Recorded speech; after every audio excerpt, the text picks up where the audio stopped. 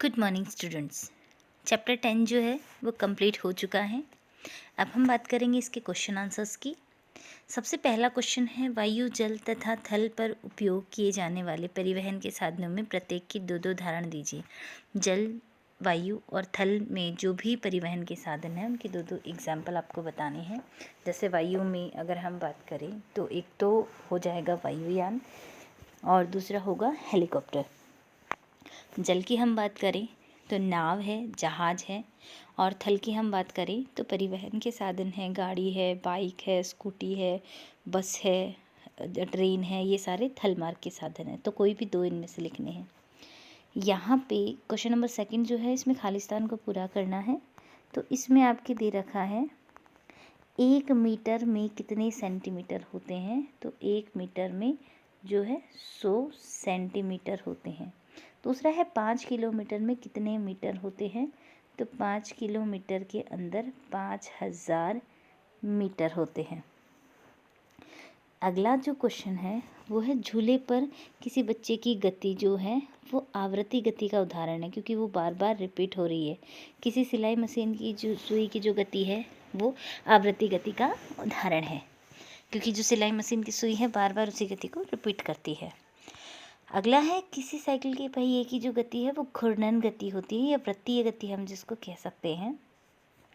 इसके बाद question number जो 3 है इसमें है, पग या कदम का उपयोग लंबाई के मानक मात्रा के रूप में क्यों नहीं किया जाता। पग या कदम का उपयोग लंबाई के मात्रा के रूप में हम इसलिए नहीं करते क्योंकि अलग अलग व्यक्ति जो होते हैं उनके पैरों का जो साइज़ होता है वो अलग अलग होता है।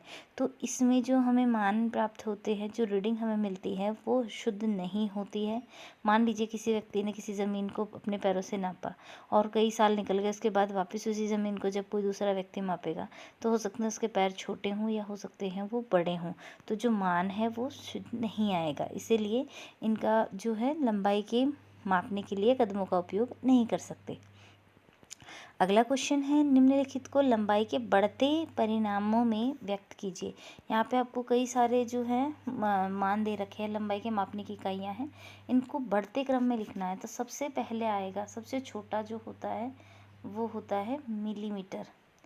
उसके बाद मिलीमीटर के बाद आएगा सेंटीमीटर, सेंटीमीटर के बाद आएगा मीटर, और मीटर के बाद आएगा किलोमीटर। तो जैसे मैंने आपको यहाँ पे बनाया है आप बिल्कुल वैसे ही इसमें लिख दें। मिलीमीटर, मिलीमीटर हिंदी में लिखना है मैम, मीन्स मिलीमीटर। उसके बाद बड़ी इकाई होती है सेंटीमीटर, उसके बाद होती है मीटर, और उसके बाद होगी किलोमीटर। अगला क्वेश्चन है, किसी व्यक्ति की लंबाई 1.65 मीटर है, इसे सेंटीमीटर और मिलीमीटर में व्यक्त कीजिए। अगर हम इसको सेंटीमीटर और मिलीमीटर में व्यक्त करें तो लंबाई है किसी व्यक्ति की 101.65 मीटर।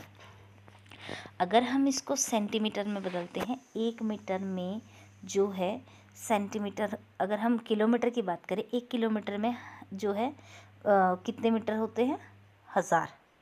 और अगर हम 1 मीटर में बात करें 100 सेंटीमीटर, और 100 सेंटीमीटर में मिलीमीटर की बात करें तो 10। तो यहाँ पे गुणा हो जाएगा 100 से। इसको हम कन्वर्ट कर रहे हैं, जो सेंटीमीटर है उसको सेंटीमीटर में हम बदल रहे हैं, तो गुणा 100 होगा।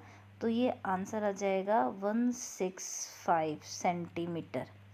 ये सेंटीमीटर हो गया। और सेंटीमीटर को जब हम मीटर में बदलते हैं तो ये 1 सेंटीमीटर में 10 मिलीमीटर होते हैं, तो ये गुणा हो जाएगा 10।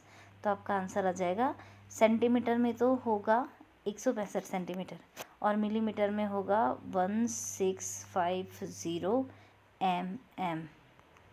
ये आपका आंसर आएगा मिलीमीटर में। तो 165 सेंटीमीटर और 1650 मिलीमीटर। इसके बाद जो अगला क्वेश्चन है वो है, किसी स्वेटर को बुनने की सिलाई की लंबाई मापते समय स्केल पर यदि इसके एक सिरे का पाठ्यांक 3 सेंटीमीटर और दूसरे का पाठ्यांक 33.1 सेंटीमीटर हो तो सिलाई मशीन की लंबाई क्या होगी। हम मान लीजिए ये एक कोई सिलाई मशीन की जो सिलाई है उसका यहाँ से इसके पहले का हिस्सा टूट गया और यहाँ से पाठ्यांक शुरू हो रहा है 3 से, और इसका लास्ट जो पाठ्यांक आ रहा है वो आ रहा है 33.1। तो इसकी वास्तविक लंबाई क्या होगी इसमें से, और हम शुरुआत की जो इसके बची हुई लंबाई है वो माइनस कर देंगे। ये आपके आएगा 33.1 माइनस 3। आपकी वास्तविक जो सिलाई है उसकी लंबाई हो जाएगी 30.1। क्योंकि स्टार्टिंग में जो 3 सेंटीमीटर है वो सिलाई टूटी हुई है, 3 से शुरू हो रही है, तो ये 3 माइनस कर देंगे हम इसमें से, तो ये आएगा आपकी 33.1 सेंटीमीटर। इसकी इकाई लगानी भी ज़रूरी है। नेक्स्ट क्वेश्चन जो है वो है, किसी चलती हुई साइकिल के पहिए और चलते हुए छत के पंखे की गतियों में समानता और असमानता बतानी है। कोई भी साइकिल है, चलती हुई साइकिल का पहिया जो होता है उसकी गति और एक पंखे पर जो पंखा है उसकी गति, दोनों में समानता और अंतर बताने हैं, असमानता बताने हैं। तो दोनों में अगर हम समानता की बात करें तो दोनों में घूर्णन गति होती है। अगर हम साइकिल के पहिए की बात करें तो उसके बीच का जो सेंटर पॉइंट होता है वो अपनी ही एक्स पे घूमता है, तो वो और पंखे की जो गति होती है दोनों घूर्णन गति होती हैं। अगर हम इनमें असमानता की बात करें तो साइकिल का पहिया एक सरल रेखा में गति करता है, जबकि पंखा जो है वो वृत्तीय पथ पे गति करता है, वृत्ताकार गोलाकार गति करता है। इसके बाद अगला जो क्वेश्चन है वो है, आप दूरी मापने के लिए किसी लचीले फीते का उपयोग क्यों नहीं करते? यदि आप किसी दूरी को लचीले फीते से मापें तो आप माप को किसी अन्य को बताने में आपको जो समस्याएं आएंगी उनमें से कुछ समस्याएं लिखिए। किसी भी दूरी को मापने के लिए जो है अगर हम फीते का उपयोग क्यों नहीं करते, सबसे पहली चीज़ जो दूरी होती है मीटर किलोमीटर इनमें होती है, ज़्यादा होती है दूरियाँ, तो उनके मापने के लिए और दूसरी चीज़ है, अगर दूरी मापने के लिए हम फीता यूज़ कर रहे हैं तो जो वो लचीला होता है, लचीले होने के कारण मापन में कई तरह की असुविधाएँ आती हैं। कुछ समस्याएं हैं उनमें से, जैसे मान लीजिए दूरी बहुत ज़्यादा है तो हम फीते से उस अधिक दूरी को नहीं नाप सकते हैं, सबसे पहली समस्या यही है। दूसरी, अगर जो कोई भी दूरी हम माप रहे हैं फीता लचीला होने के कारण जो सही मापन उसमें नहीं हो पाएगा। अगला और लास्ट क्वेश्चन जो है इसमें ये है, आवर्ती गति के 2 उदाहरण लिखिए। आवर्ती गति का सबसे पहला उदाहरण है झूले की गति।